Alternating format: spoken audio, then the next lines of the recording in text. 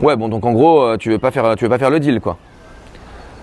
Bonjour à tous. Je voudrais partager aujourd'hui avec vous une histoire qui m'est arrivée, qui je pense est arrivée à plus d'un d'entre vous. Je devais faire une négociation, je devais faire une acquisition d'une certaine société.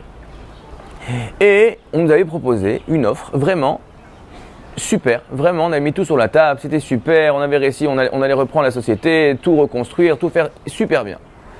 Et à chaque fois qu'on faisait une proposition, l'autre venait avec des remarques, avec des choses à reprendre. Mais ce qui était toujours le dénominateur commun de toutes les remarques, c'était jamais de dire qu'il n'était pas content de ce qu'il recevait, mais il trouvait que nous, on recevait trop.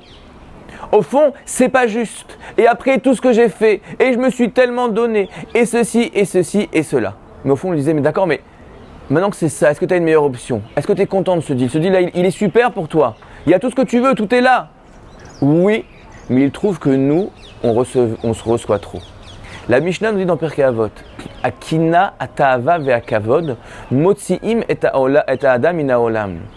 C'est quoi la kina? La kina, c'est la jalousie. La kavod, c'est l'honneur. La ta'ava, c'est le désir. Quel est le point commun entre ces trois choses-là? Ce sont des fois où je ne suis plus dans ma réalité, mais je suis en train de regarder, de dire, mais qu'est-ce que l'autre a?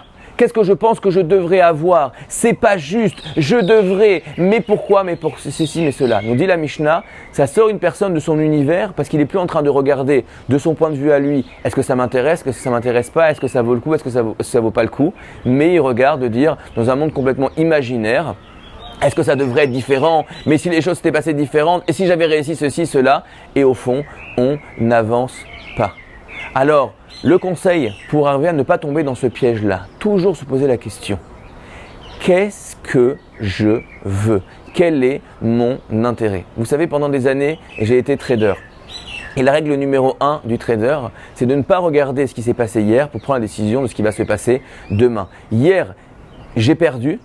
Eh bien, toute la question que maintenant j'ai une position de savoir est-ce que je veux encore cette position pour demain ou est-ce que je veux l'arrêter? Le fait que j'ai perdu ou gagné hier ne change rien. Il faut garder toujours en tête qu'est-ce que je veux, qu'est-ce qui est bon pour moi et là-dessus prendre une décision. Si on vient mêler ça au fond plein d'autres enjeux d'honneur et de vision de soi, eh bien au fond on passe toujours à côté des bonnes opportunités et c'est dommage pour nous. Très bonne journée et à la semaine prochaine.